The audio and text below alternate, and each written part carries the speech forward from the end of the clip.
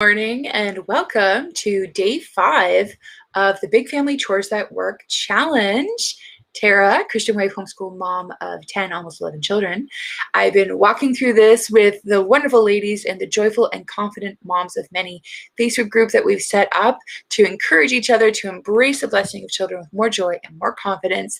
This has been a wonderful week for me. I've been growing a lot, because it's a really beautiful thing to be sharing from my heart and from my life as a big family mom to encourage you. And it's a good kind of reminder, maybe a little bit of conviction also for me to help me examine my own life in areas where I can improve. So this was a topic that was by popular demand. We ran a poll in the group to see who would like this particular topic, and it was by far the winner.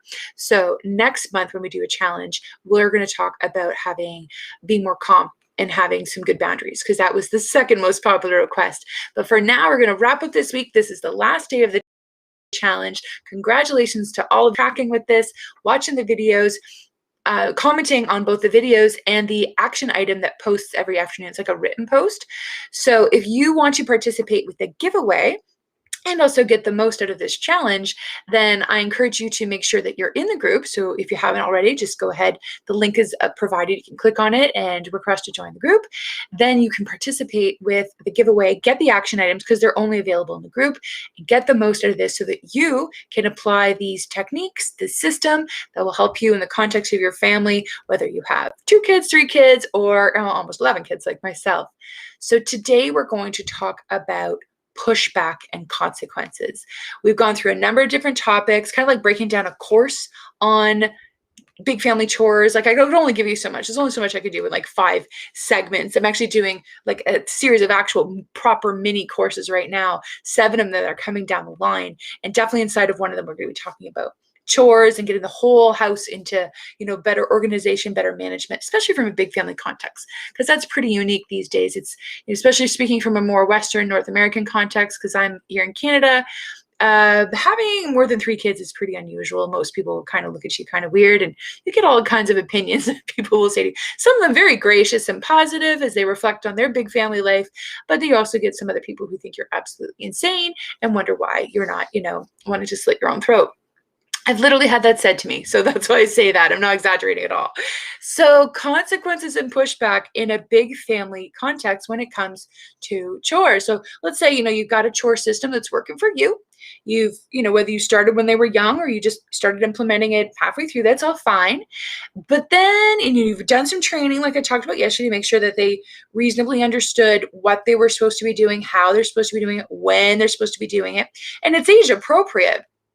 And then you start to experience what I call pushback, where it's a persistent resistance. It's not just like this, one-off where they're just trying to kind of see how much they could get away with not doing, cleaning the bathroom, where they clean the inside, but they didn't clean the outside, or like they swept the floor, but they didn't really get into the corners.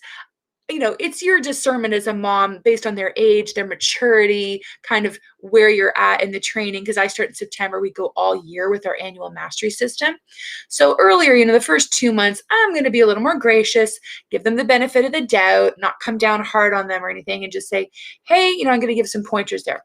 But if I begin to see a persistent pattern that's more attitude related, it's not the skill set, I'm going to approach that differently. Like I said before, if I see that I maybe overestimated their physical and mental ability to do a particular chore, I may pivot and then sort of, shift that to someone else and give them a chore that the bar set a little high, but not too high, because I don't want them to be super frustrated and me getting all frustrated and stressed out because they're just not able to hack it.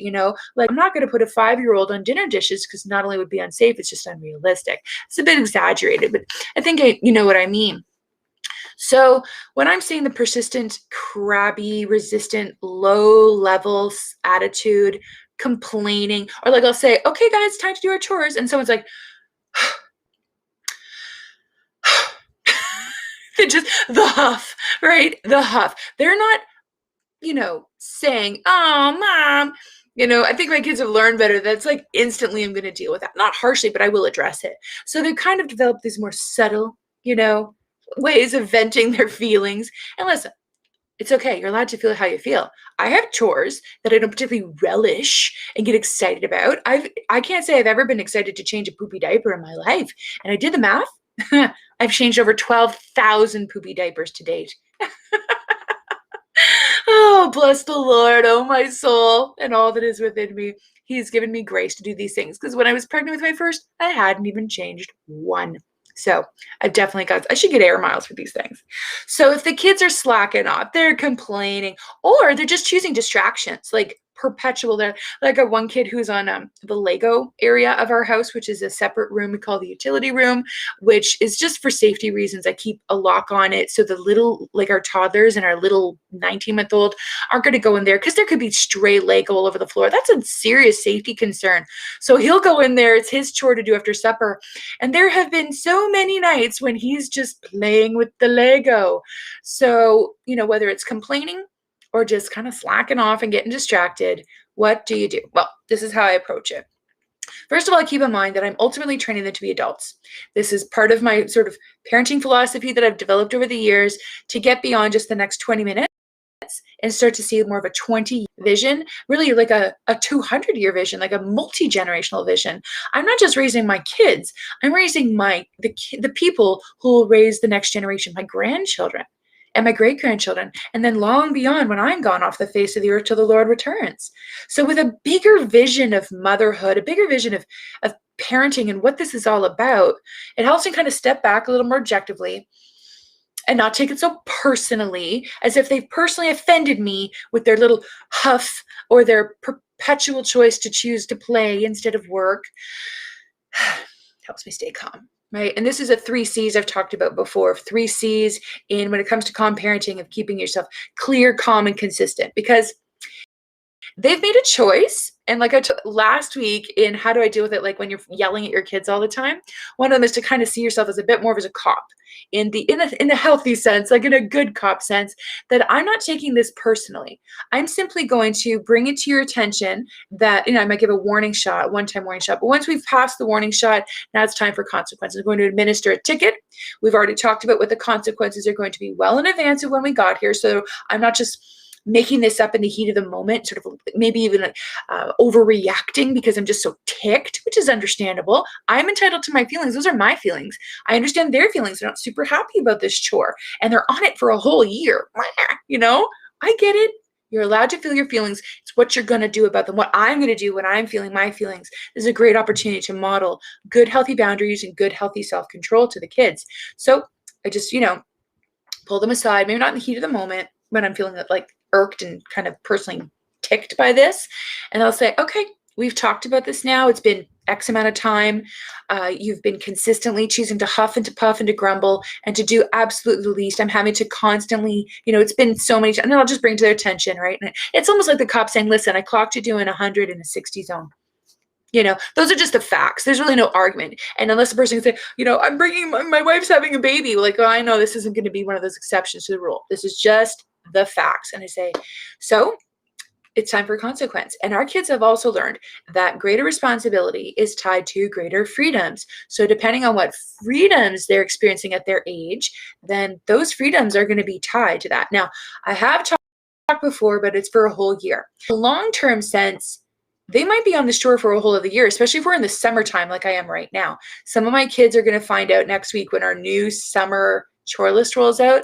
Some of them are going to be on the same chore for another year because, again, as I'm punishing them, I'm just giving them like an outcome, if you will, a consequence, neither negative nor positive. It's just, this is what happens next. It's cause and effect, right? So my particular son who's on the Lego room, he'll be doing it one more year. And what we've worked on with him is actually keeping the door open is helpful for him because he's less likely to get distracted in the quiet.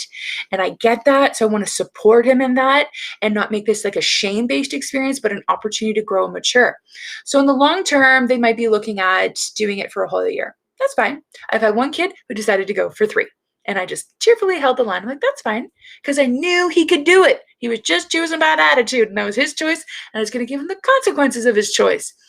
And on the short term, there may also be some short-term consequences. So like I said, depending on their age, it's kind of like a snakes and ladders rule. I literally had this conversation with one of my sons just over the weekend. We call it snakes and ladders, which is the game, where you can advance by going up the ladders, or if you land on the wrong spot, you slide down on a snake. I think it's chutes and ladders in the UK, which would be like slides, but snakes just sounds so much more, awful, right?